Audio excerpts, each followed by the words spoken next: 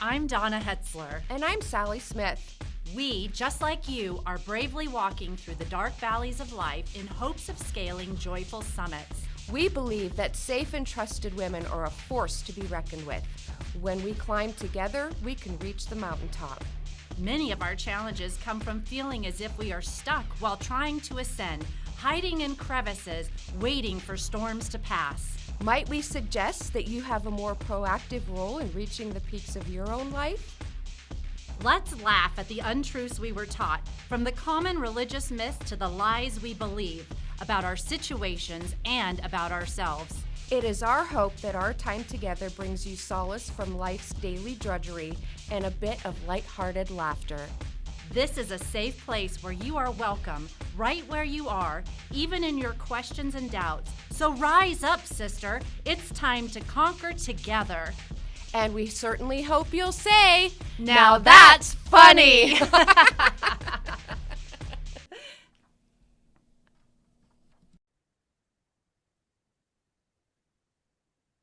Welcome to another episode of That's Funny. Now here's your host, Dawna Hetzler and Sally Smith. Yay! Welcome! Yay! Welcome. We are so excited that you could all join us for another episode. We are super excited too that we're still kind of going in the format of speakers, and we just can't wait for what's in store for you today. But we're still talking about the topic of everything happens for a reason. Now that's funny. That was coordinated pretty good, being on a video call here. So Right. I have the pleasure of introducing our amazing guest today. She is one of the best humans on the planet. She has a testimony that is going to knock your socks off today. And if you feel like you are struggling in darkness, you are in the right place. So I would love to welcome and introduce to you all today Annetta Daywald. And she's a dear friend of mine. And welcome. Yes, Thank you. welcome. I'm so excited to chat with you ladies today. Yeah, it's going to be great. It is going to be great. So we're going to hop right in. And so let's just get right into your story, and maybe starting with, let's just jump back a little bit in your history and tell us a little bit about childhood, kind of how you found faith, and a little snippet of your faith walk, and then some struggles. So we'll kind of go like in a linear format, but Sally and I will hop in to ask questions. So we're going to just kind of start, and then we'll hop in as needed here. Thank you. So I grew up in, I call it a fatherless home. My father was arrested when I was 2 and served federal jail time my entire childhood. I didn't know him at all. And I was raised by 2 non-believers and one matriarch of the family that I consider evil. In my time I've spent in therapy, I refer to her as Satan. I truly don't think there was anything about her that wasn't evil. And of course, my mom was raised by her, so my mom's upbringing was rough, and my mom just did the best she knew how to do with me, which wasn't very good. Wasn't good. So my childhood was really dark. I had a lot of hatred, a lot of just evil spoken over me, a lot of premonitions, just ugliness. And so growing up in that, you never feel comfortable in your skin. I never felt comfortable with women. I didn't trust women. I didn't like women, because all my experiences with women as a child and as a teenager weren't good. So I started dating my now husband, Brian, when we were 15, and I escaped my house by hanging out with him all the time. I love that part of it, because the 3 of us all have, high school sweeties. Yep. Yeah, totally. And David always says to me, he says, "I rescued you just in time." You owe me. That's me too, because my husband and I were 17. So, Yeah, and Brian really did rescue me in all the ways a human can be rescued. Um, Spiritually, like he rescued my heart, he rescued just all parts of me. So anyway, I got into therapy after my son was born because when you're growing up in that atmosphere behind closed doors, you don't know what happens at your best friend's house. You just see their outside, right, with their connection with their family. I thought what my house was normal. So when my son was born, I realized, oh gosh, this is not any way I want my son to ever feel. I don't ever want him to experience this negativity and this like oppression of just not feeling good about himself. So I got into therapy, and my therapist is Dee Dee Woodman, and she is a devout Christian woman, and she runs her practice through faith. And she is actually the one that introduced me to my faith. I knew, of course, as a child, I've heard the name Jesus and God, and I mean, it sounded cool. Like, he seems like a nice guy. But that He's was all. laid back. I like him. Yeah, he seems like he'd be All cool. right. Yeah. But following him or being ministered, or that wasn't even on the radar. So Dee Dee, actually, we had a woman's intensive, and it was a small group of us, about 8 women, and it was a weekend event, and it was all about women's empowerment and how to not let social media bring you down, and how to love yourself and not get sucked into all the negativity that social media and current events that women deal with on the daily, how to not get sucked into that. And one of the exercises she had was a outline of a body, and you were supposed to draw on it, but she prayed over each one individually and put a verse at the foot of each one of these little outlines. And she put them all face down after she prayed over all of them, and kind of like did the like scramble of the cards to mix them all up, and you had to pick your own. And I picked the one with the only scripture I knew. Um, Wow. So I was like, wow, that's for me. So the Lord is my shepherd, I shall not want. And I knew that one as a child Yeah. from Psalms, but I didn't put two and two together that that was a divine moment for me. But Dee Dee really opened my faith and my walk. And she actually, her and her best friend who run Warrior Princesses, who I'm sure we'll talk about a little later, they actually baptized me. Oh my goodness. Um, yeah, Yeah, sorry.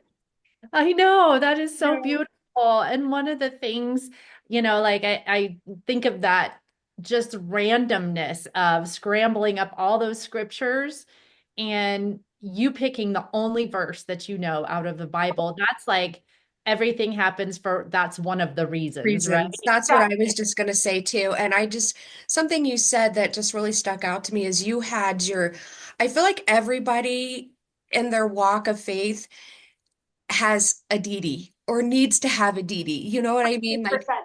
I had a Carol, that prayed on me, and that's the moment that I knew.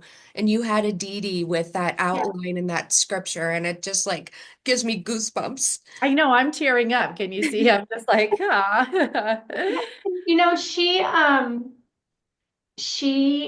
in more ways than one, she's my spiritual mother. Yes, she led me to Jesus, and yes, she introduced me to my faith, but she's the only woman that ever spoke life to me and Mhm. loved me and made me trust women again. Like, and of course, like God and Jesus run through her, and they use her gifts and speak through her. But yeah, I mean, she is my spiritual mother in every sense. Oh, I love that you have Dee Dee. So tell us a little bit about what your struggles were, So you met Brian and then you kind of discovered that there was more darkness that was uncovered. And so these things working with Dee Dee started to come to light. I just realized that I had a lot of undealt with trauma. Mm. So I had a lot of therapy, many years and many hours of therapy. But when you have trauma in the type, and everybody has trauma, Sure. everybody has their own story, everybody walks their own walk. But I buried mine so far down and so deep that when I started to uncover a lot of this trauma, even though I was in therapy, I mean, it really put a number on me. And my, I truly believe my mother and my grandmother were undiagnosed with mental health. So I started having, I was noticing more the mental health issues I was having. And at one point, it just got very extreme to the point where I didn't think I was going to be able to cope anymore. And I was satisfied with thinking I would end it on my own terms and just be done. But I didn't want to put that hurt on my son. But that was the first acknowledgement I truly had that I had mental health Mm. issues of deep depression, deep anxiety, and a dark time for sure, but something I learned to manage. That's awesome. And so then you got to this first initial group and Yes. you got to hang with women who had similar struggles or maybe very different struggles, but they were very deep, undealt with trauma, where you put everything with this warrior princess out on the table. Like you kind of open your heart to something so vulnerable and Right. oh, just, oh my gosh, should I do this? Is it a trusted area, safe area? So how did you get yourself to get there? And then what was the experience? So that again was all Dee Dee. Dee Dee has a way of, she just knows people's hearts and she knows who's going to be a safe place for somebody else. So again, it was a very surface intensive that she knew was going to lead to other things, but we didn't know was going to lead to other things. Because I think if we all knew that, we were like, where's the door? Yeah. Doing this. I'm out. I am not cracking myself open in front of everybody. But we all did, and it was amazing. And when you have a chance to be vulnerable with other women and other women share their heart and their soul and their struggles, it's very empowering. And Dee Dee decided that this needed to be an ongoing thing that we help other women and grow this. So she named it the Warrior Princesses because you're showing up for yourself and you're going into battle and you're fighting for yourself and you're fighting for other women and for their hearts and for their spiritual well-being. So we all get together and we all have different um, traumas and different experiences. Somebody might have had a loss of a child at childbirth, or a loss of a spouse through cancer, or molestation, or rape, or what have you. There's so many different aspects, but we have all been trained through Dee Dee, and we all practice this through scripture and through the leading of Jesus and with God, and how to lean into that and lean into your faith and or learn what your faith is if you don't. I didn't know. I had no idea that that was a soft place to land. I didn't know that. And Yeah. that in my deepest, darkest hours, I could talk to him and he would be there. So it's very empowering. So that's our group and that's what we do. Oh, that's so exciting. And Yeah. I kind of hear like there's various reasons why things have transpired in your life. You Mhm. know, perhaps, being in your family led you to meeting Brian at school, right? Totally. And then, searching through these things, having a child brought to light the oh, Giants. some Yeah. trauma here that Yeah. I got to deal with. I got to be strong for my kiddo.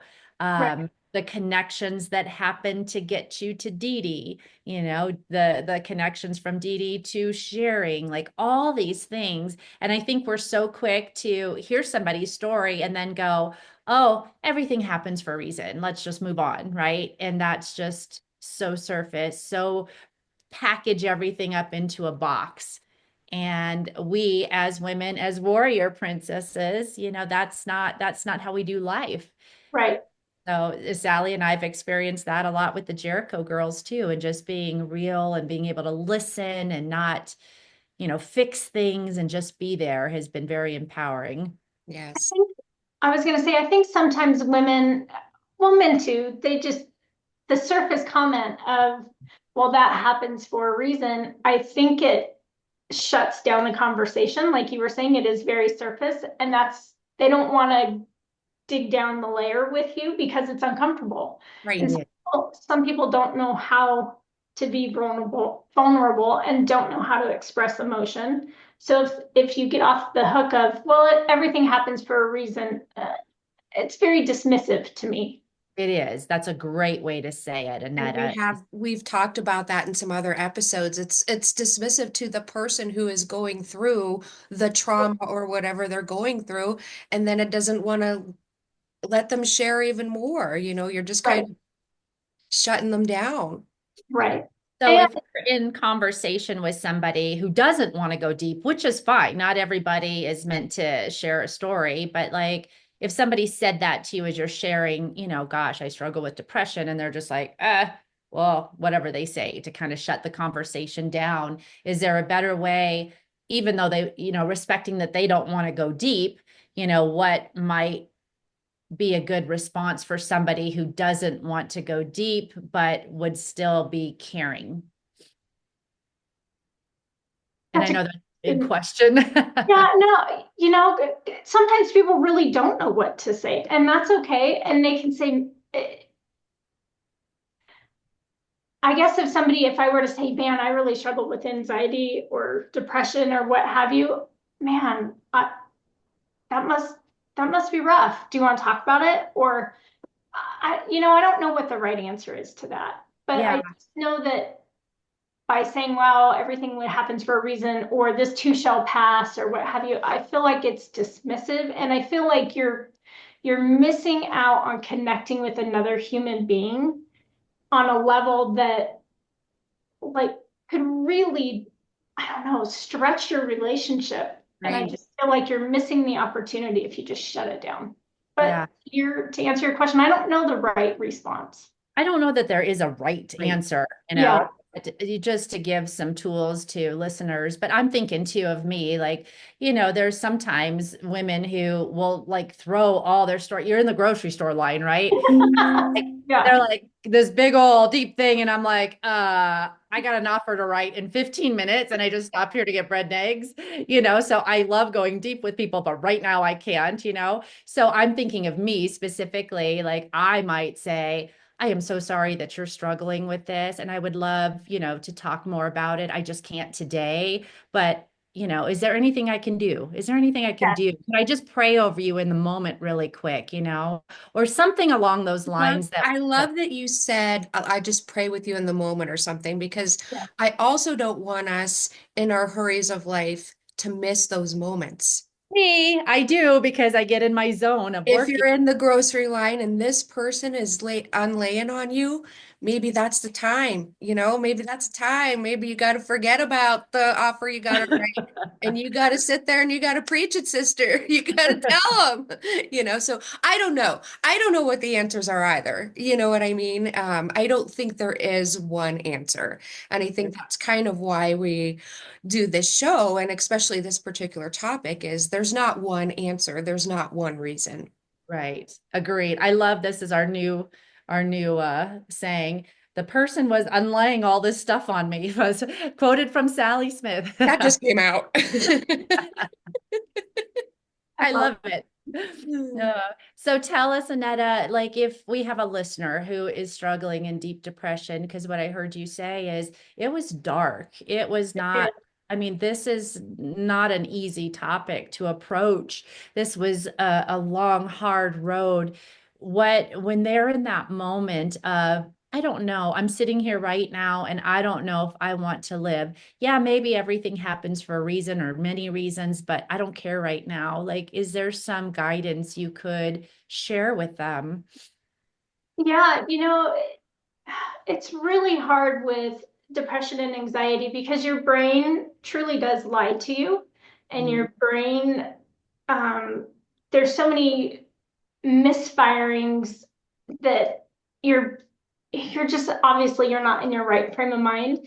So if you have the strength to ask for help, to even if that means you call somebody you haven't talked to in the last 5 years, or you talk to somebody or call somebody that it's 3 o'clock in the morning and you just are like, hey, I'm really struggling. I need to talk to you. I have 5 minutes. Or if that's not an option and you have a pet at home, go cuddle with your pet. Go take a hot shower. I mean, these are sometimes it sounds so basic, but there's a term called turning of the mind. If you can muster up the energy to just turn your mind even a little bit, it brings back hope, and a feeling of peace to your brain.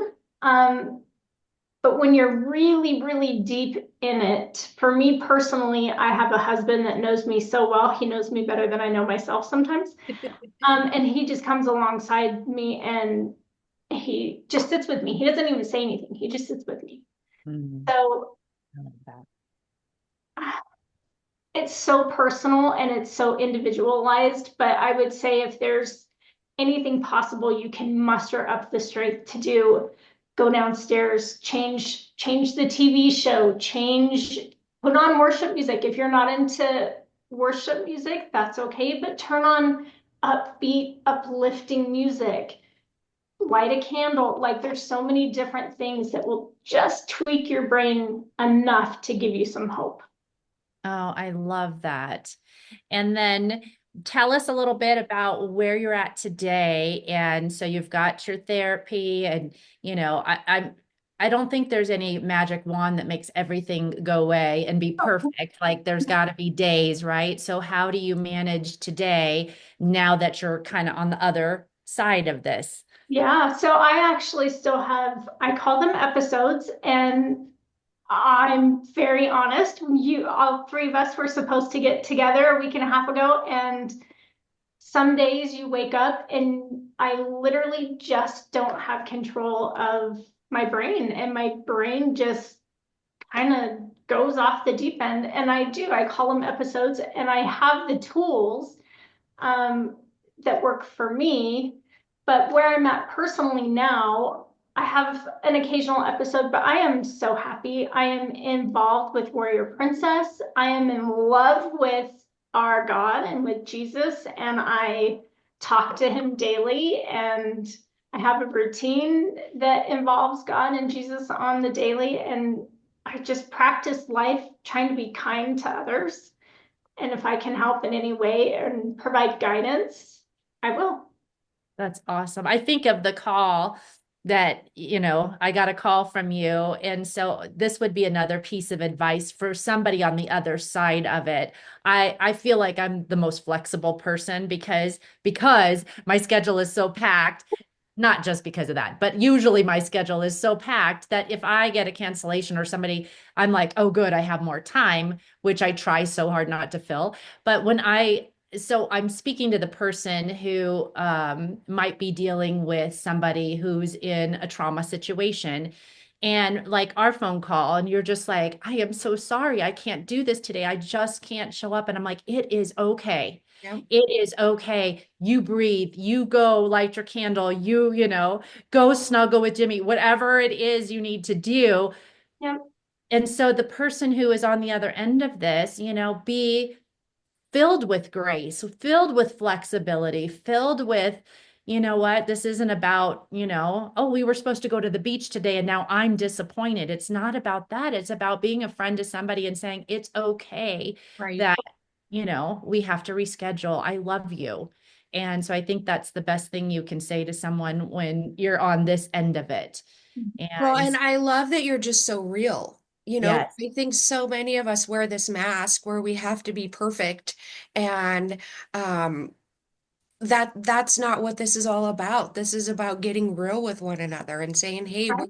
we are not perfect, but we are here to walk alongside one another. Totally. Exactly. And, every single one of us has a story, and every single one of us is dealing with something. Right. So, like when I'm driving, if I get cut off, you want to be like, oh, but I'm like, well, maybe they're late to an appointment for a doctor, or maybe they have something going that they're in more of a rush. And I just try and give grace in like those moments. Maybe it was Dawna running to her appointment late. Yeah, because she always goes, I know. I'm like, I'm coming, sister. To Sally's point, like that's you show up for each other and you give grace. And that's one of the number one commandments is to love one another. So if you can't show up with grace and show love to one another, then I feel like you're missing the point of humanity. Oh my gosh, what a great note to like end to. Give grace, love one another, and be gentle and kind in our afflictions. I mean, that's so scriptural. So I just want to, I was taking some notes about stuff, but speaking to each of you who are listening today, if you are fatherless, if you had a dark childhood, if you are underneath trauma that is so deep and hasn't been dealt with, abusive relationships. Find your Dee Dee or Carol. Find somebody who can help you through this. And there is nothing too dark or deep for Jesus. He will bring light and healing to you, and it will be amazing as you walk with him. So remember that you are a warrior princess, and the big nugget in all of this, I mean, there were so many, but just remember the turning of your mind, right? If you can just tweak a little bit of something in that darkness, you'll get to the next day and you can face tomorrow, because you were born for such a time as this. There is nobody on this planet who is made to do what you were made to do. And so we all need your presence here, just like we need Annetta's presence, because you are so amazing and you bring so much light and healing and all that you're pouring out into these women, paying it forward, getting on the other side of it. I just want to say that there is hope. And I know these interviews have gone a little bit longer than our normal time, but please send us comments, like, subscribe. Annetta, where can people find you at? I'm mostly on Instagram, and I'm Nettie, Nettie, loves Goldens. I love golden retrievers. I love your golden retriever too. Thanks for joining us today. We're probably going to have more to discuss as you and I and Sally go to a conference together. So maybe we'll have you come and share some more. We love being in your presence. Thank you for taking time to do this. Thank you. And there's so many reasons why things happen. God is working behind the scenes, but don't believe the lie that everything happens for a singular reason. Now that's funny. From the heavens high above, I feel the touch of his laughter and love. In every moment, tear and smile, God's humor is heard, every step, every mile. Keep walking, dear sister. You've got this.